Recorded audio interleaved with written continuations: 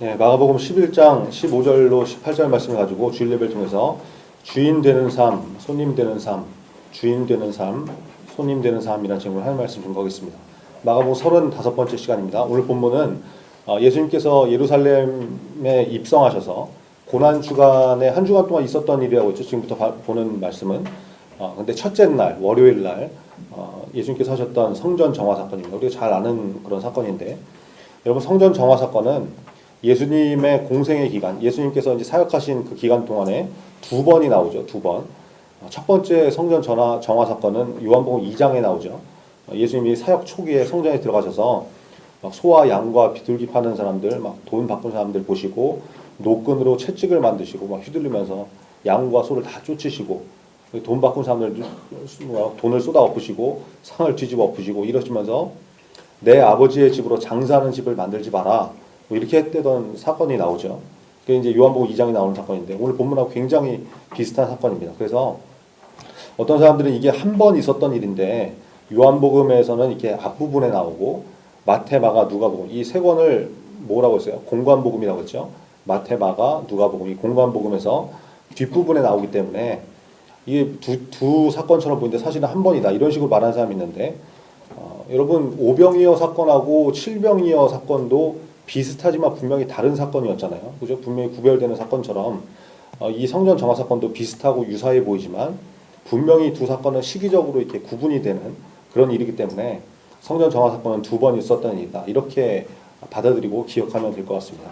이거 좀 기억해 두시고, 오늘 본문 15절과 16절 한번 다시 보죠. 15절 16절 같이 읽겠습니다. 시작. 그들이 예루살렘에 들어가니라 예수께서 성전에 들어가사 성전 안에서 매매하는 자들을 내쫓으시며 돈 바꾸는 자들의 상과 비둘기 파는 자들의 의자를 둘러 부시며 아무나 물건을 가지고 성전 안으로 지나다님을 허락하지 아니하시고. 자, 예수님께서 성전에 이렇게 들어가시자마자 성전 안에서 매매하는 사람들, 장사하는 사람들 막 내쫓으시고 돈 바꾸는 사람들, 환전상인 이런 사람들 막 다 테이블을 둘러 엎으시고 비둘기 파는 사람들 의자를 막 이렇게 뭐 걷어차시고 완전히 다 뒤집어 엎어 놓으신 거예요. 여러분, 예수님께서 이렇게 하시면서 어떤 감정 상태로 이 일을 하셨을까요? 웃으시면서 하셨겠습니까? 웃으면서 이렇게 부드럽게 이렇게 웃으면서 이렇게 뒤집어 엎고, 여러분 성전에서 왜 이러세요? 뭐 이러시면 안 되시죠? 이러면서 하셨겠어요? 아니면 막 분노하고 화가 난 표정으로 하셨을까요? 아마 행동과 이렇게 맞는 표정이라고 그러면은 엄하게 화난 표정으로, 앵그리 지저스, 그죠? 이 완전 화난 표정으로 이렇게 하셨을 거예요. 성전에서 하나님의 집에서 장사하고 지저분하게 만들고 교회를 교회다운 곳으로 세워가지 못할 때 예수님께서 분노하실 정도로 이것은 악한 일이다, 이것을 보여주는 장면이죠. 여러분, 성전에 왜 이런 일들이 있을 수 있었냐면 하나님께 제사를 드리기 위해서는 빈손으로 오는 것이 아니라 반드시 제물을 가져와야 됐거든요. 그러니까 뭐 소나 양이나 비둘기 같은 하나님께서 형편에 맞게 이렇게 정해주신 제물들이 있었는데, 근데 이제 뭐 소나 양이나 비둘기라고 해서 아무거나 막 갖고 올 수 있는 게 아니고 완전히 흠이 없는 온전한 것, 제일 좋은 것, 이런 것을 제물로 가지고 왔어야 된단 말이에요. 근데 이걸 뭐 집에서부터 데리고 와야 되니까, 집이 가까우면 뭐 그나마 크게 어려운 점이 없겠지만 집이 좀 먼 사람들은 어떻겠어요? 막 멀어가지고 소나 양이나 이런 짐승 데리고 오면은 여러분 쉽고 편한 일이 아니죠. 그렇죠? 여러분 한번 생각해 보세요. 여러분이 예배를 드리러 오는데 뭐 집이 송북초 앞에, 근데 거기서부터 소나 양을 이렇게 끌고 온다. 그냥 걸어오는 것도 힘들어갖고 막 난 못 걸어와 이런 사람도 있는데 이게 쉬운 일이 아니죠. 근데 뭐 한술 더 떠서 저기 뭐 이충동, 장당동 이런 데서 온다고 생각해 보십시오. 뭐 멀리 오산에서부터 이렇게 오는 학생도 있는데 소 끌고 오산부터 이렇게 온다고 생각해봐. 이거는 보통 일이 아니라는 거예요.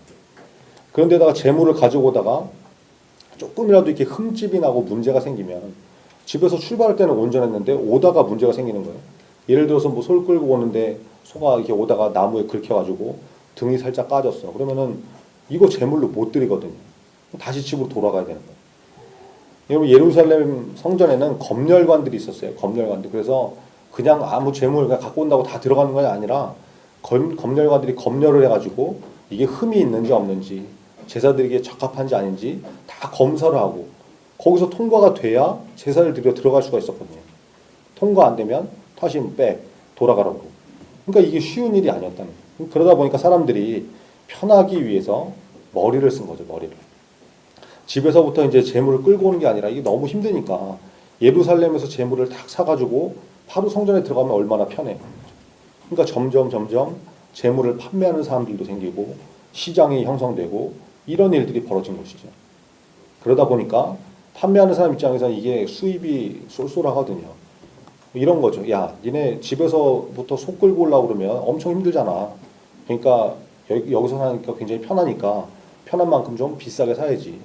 택배비라고 생각해. 뭐 이러면서 재물을 비싸게 팔고 좀 원래 10,000원이라고 그러면 12,000원, 13,000원, 15,000원 막 이렇게 폭리를 취하고 바가지를 씌우고 이렇게 장사가 잘 되니까 그런 판매를 누가 이렇게 장악을 했느냐.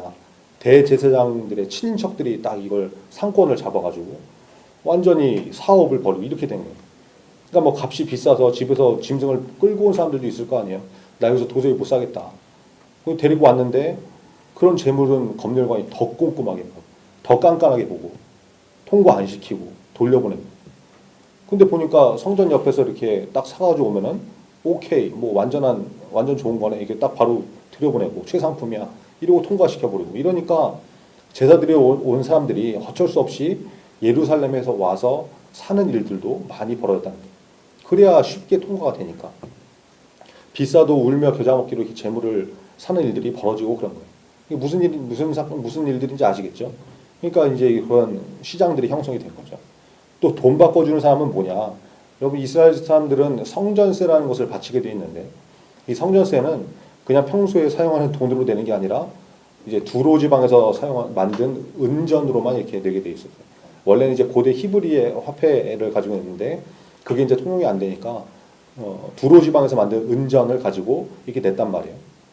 그러니까 우리 예로 들면 그런 거죠. 우리가 헌금 드릴 때 그냥 우리가 쓰는 이렇게 뭐 1,000원짜리, 5,000원짜리, 10,000원짜리 이런 걸 드리는 게 아니라 달러로 바꿔서 내는 이런 개념인 거예요. 그런 것처럼 돈이 다르니까 환전하는 사람이 생기고 근데 그냥 돈을 바꿔주는 게 아니라 환전 수수료를 또 받아 챙기는 거죠. 이런 일이 벌어지니까 이건 뭐 성전 앞에서 시장처럼 막 장사판이 벌어지고 시끄럽고 난리도 아닌 것이죠. 여러분 제사라는 것이 기본 개념이 하나님께서 재물을 바쳐라 그랬을 때는 그냥 재물을 아무렇게나 하는 것이 아니라 가장 좋은 것, 흠없는 것을 고르는 것이었잖아요. 그러니까 진정한 제사는 그 재물을 고르는 것부터 시작이 되는 건데 내 마음을 다하고 고르고 흠이 있는지 없는지 검사하고 그것을 정성스럽게 성전으로 데리고 와서 제사를 드리는 이것인데 그런 과정은 다 스킵해버리고 생략해버리고 나들이 가듯이 성전까지만 이렇게 쫄래쫄래 와가지고 돈 내고 재물 사고 환전하고 이러니까 중심이 완전히 무너진 형식적인 제사가 되어버렸던 것이죠. 엉망진창이 된 거예요. 그러니까 그 모습을 보신 예수님이 야 이거 아닌데 너네 그렇게 하면 안 돼. 이러시면서 내쫓으시고 과격하게 막 상을 엎으시고 의자를 둘러 엎으시고 그러신 것이죠. 여러분 예수님께서 이렇게 과격하게 파괴적으로 행동하시는 일이 있었습니까? 거의 이런 일 없죠. 마음이 온유하고 겸손하실 분인데 그런 예수님이 이렇게 하셨다? 이거는 여러분 그냥 넘길 수 있는 문제가 아니라는 거예요. 그만큼 엄청나게 중요한 문제고 절대로 있어서는 안 되는 일이다. 하나님 앞에 나갈 때는 이런 식으로 나오면 안 된다. 이것을 보여주는 것이죠. 자, 그러면 이 말씀이 우리에게 어떤 메시지를 주시는 겁니까? 여러분 왜 이 말씀을 우리 중고등부 공동체에게 주시냐 말이죠.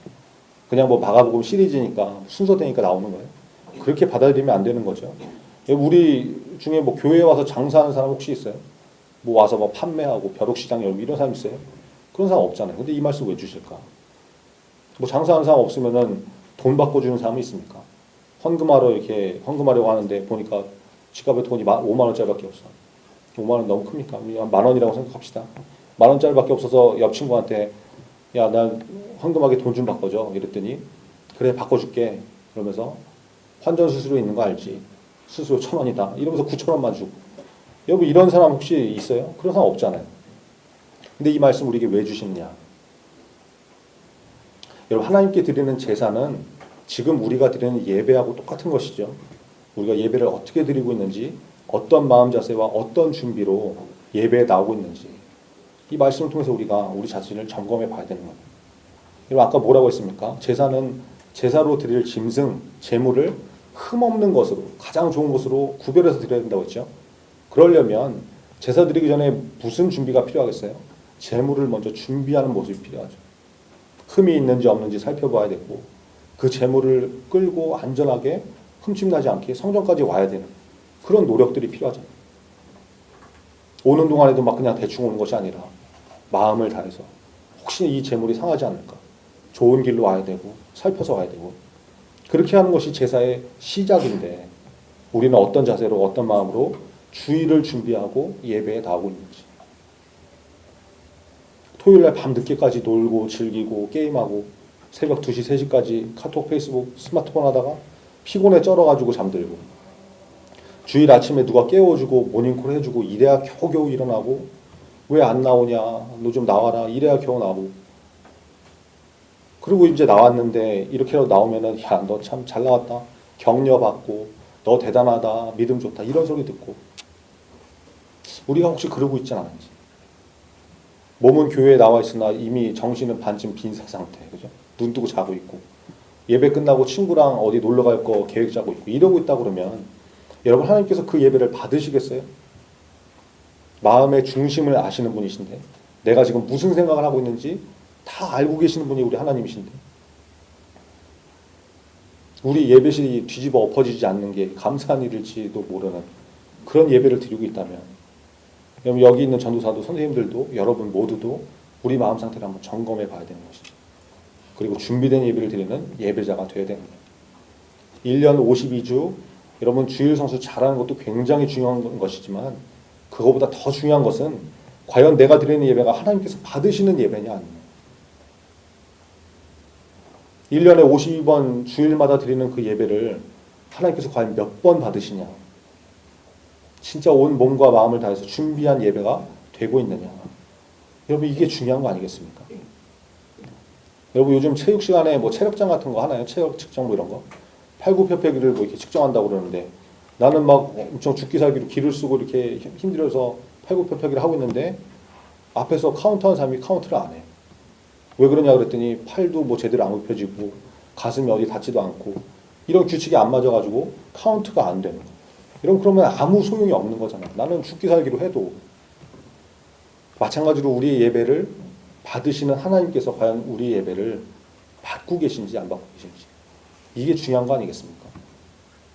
저와 여러분이 예배를 좀 잘 준비해서 특별히 흠없는 제물을 고르고 준비했던 그 제사처럼 토요일 밤부터 잠도 좀 잘 자고 주일 아침에도 예배드리는 그 순간에도 온전히 준비된 예배를 드릴 수 있는 저와 우리 모두가 되기를 간절히 바랍니다. 17절 같이 읽겠습니다. 17절 시작. 이에 가르쳐 이르시되 기록된 바 내 집은 만민이 기도하는 집이라 칭함을 받으리라고 하지 아니하느냐. 너희는 강도의 소굴을 만들었도다 하시네. 자, 예수님께서 다 뒤집어 엎으시고 거기 있는 사람들에게 가르치시는 거예요. 야, 그렇게 하는 거 아니다. 여기는 하나님의 집 성전이야. 여기는 모든 사람들이 기도하는 집이거든. 그렇게 돼야 되는데 너희는 장사하고 폭리를 취하고 환전 수수료 받고 있고 완전 강도의 소굴로 만들었어. 이 말씀하시는 것이죠. 여러분 중요한 것입니다. 교회는 기도하는 집이다. 하나님께 예배드리는 하나님의 집이다. 다른 용도로 사용하지 마라. 더럽히지 마라. 이 말씀이라는 것이죠. 그래서 여러분 교회는 먼저 기도와 예배가 드려지는 장소가 되어야 되는 거예요. 기도를 교회를 예배와 기도 없는 그런 장소로 우리가 만들고 있지 않은지 다른 목적으로 가진 모이는 성전을 강도의 소굴로 만들 수 있는 것이죠. 교회를 혹시 친구 만나러 오는 사람도 있습니까? 예배하는 전혀 상관없이 여친, 남친 만들러 나오는 사람들. 교회를 연애의 소굴로 만들 수 있는 거죠. 중고등부 공동체에서 여러분 교제와 친목은 반드시 있어야 되는 중요한 것이죠.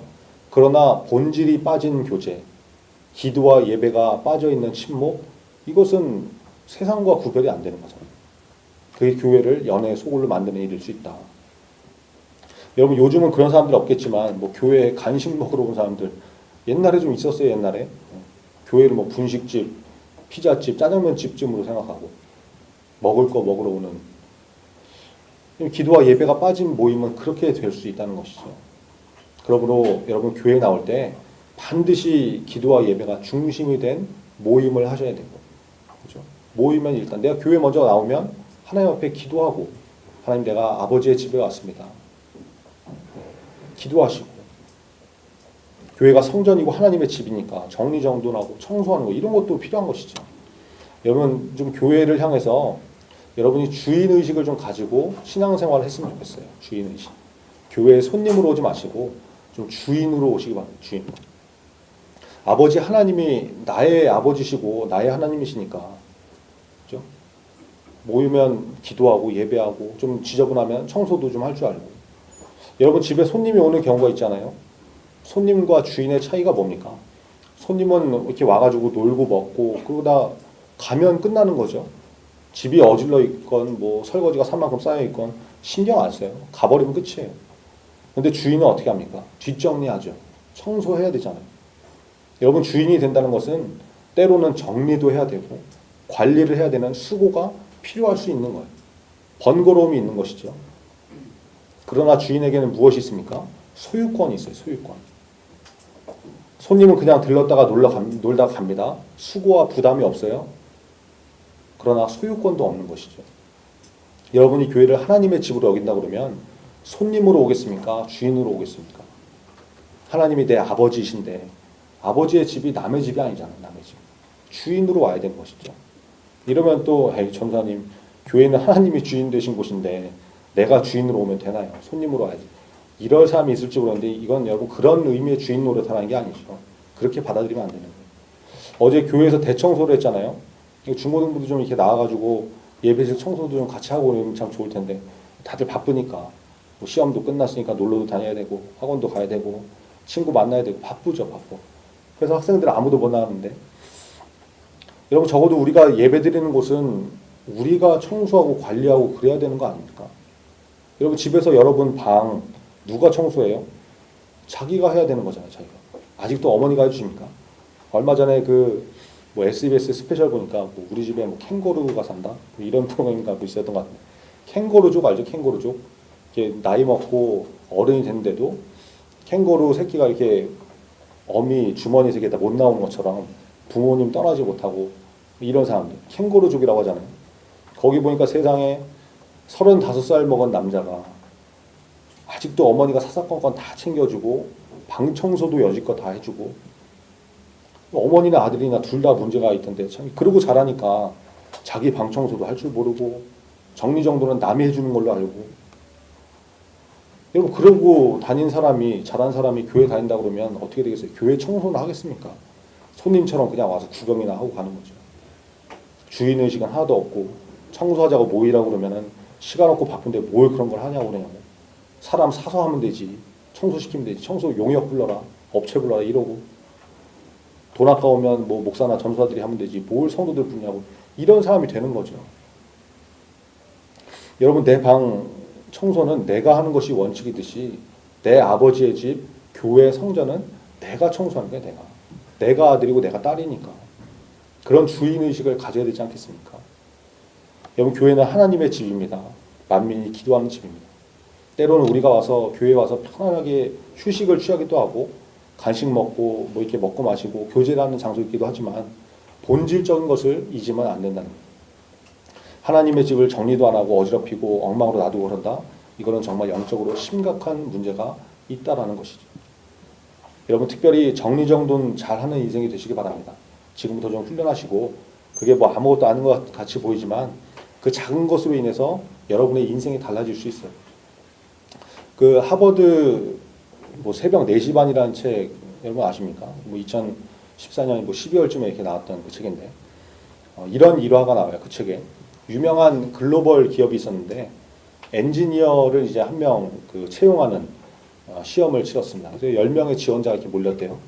뭐 글로벌 대기업이고 막 이러니까 어마어마한 사람들이 모였겠죠. 10명의 지원자들이 하나같이 인류대학을 나온 사람들이었고 그 중에 한 사람이 하버드 출신이었대요. 이 기업에서 이제 엔지니어를 뽑는데 글로벌 기업이고 그러니까 뭐 뽑히기만 하면 복지도 엄청 좋고 연봉은 당연히 세고 채용만 되면은 뭐 중간 관리자까지 바로 또 이렇게 그 올라가는 그런 자리여가지고 10명이 다 기를 쓰고 합격하려고 이렇게 경쟁을 했다라는 거예요. 근데 특이하게 이 회사에서 지원자들이 이렇게 뽑기 전에 실제 업무를 이렇게 던져주고 일을 해보도록 이렇게 테스트를 했답니다. 사무실에서 이제 잡을 주고 일거리를 주고 일 처리하는 모습을 이렇게 관찰한 거죠. 3일 동안 이렇게 지켜보는데 업무하는 모습을 보면서 테스트하고 이제 합격자를 발표하는 날이 됐어요. 다들 막 이제 긴장하고 떨리는 모습으로 내가 될까 안 될까 막 이게 기대를 하고 있는데 하버드 출신 지원자만 긴장하지 않고 이렇게 편안하게 있더라는 거예요. 그래서 왜 그러냐, 너 어떻게 이렇게 편할 수 있냐 이렇게 물어보니까 경쟁자들이 너무 탁월하고 뛰어나가지고 자기는 상대도 안 될 거라고. 그래서 뭐 합격은커녕 내가 이제 다른 사람들보다 이제 너무 처지지만 않으면 좋겠다 뭐 이러더라는 거예요. 그러니까 자기는 이제 뭐 남들이 너무 뛰어나니까 합격 순위권에 없을 거기 때문에 마음을 비우고 긴장도 되지 않고 뭐 이랬다는 거죠.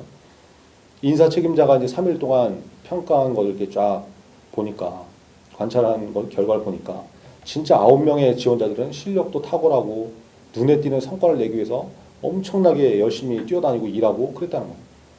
워낙 바쁘게 일하다 보니까 다른 지원자들을 돌아볼 새도 없이 자기 혼자 정신없이 일하다가 퇴근 시간 되면 막 그때서 이제 한숨 돌리고 또 정신없이 또 퇴근하고 막 이러더라는 거죠. 근데 딱 한 사람, 이 하버드 출신 지원자는 9명에 비해서 뭐 눈에 띄는 성과를 내지는 못했지만 성실하게 열심히 일을 했고 퇴근 시간이 되니까 다른 지원자들은 그냥 퇴근하기 바쁜데 이 사람은 남이 켜놓고 간 사무실 전등 끄고 컴퓨터도 대신 꺼주고 에어컨 끄고 뒷정리를 하고 이렇게 퇴근을 하더라는 거예요. 3일의 시간이 지났고 합격자를 발표하는데 긴장을 풀고 있던 이 하버드 출신 지원자를 합격이라고 발표했다는 거죠. 그러니까 막 다들 벙찌고 합격된 사람들도 놀래고. 그러니까 어떤 지원자는 인사 담당자한테 이거 뭐 합격 기준이 뭐냐, 왜 쟤는 합격이 되고 난 떨어졌냐 이걸 물어보니까 인사 담당자가 이렇게 대답하더랍니다. 우리 회사가 이 합격자를 채용하기로 결정한 이유는 아무도 신경 쓰지 않는 작은 일도 마다하지 않고 스스로 하는 자세가 있었기 때문이다.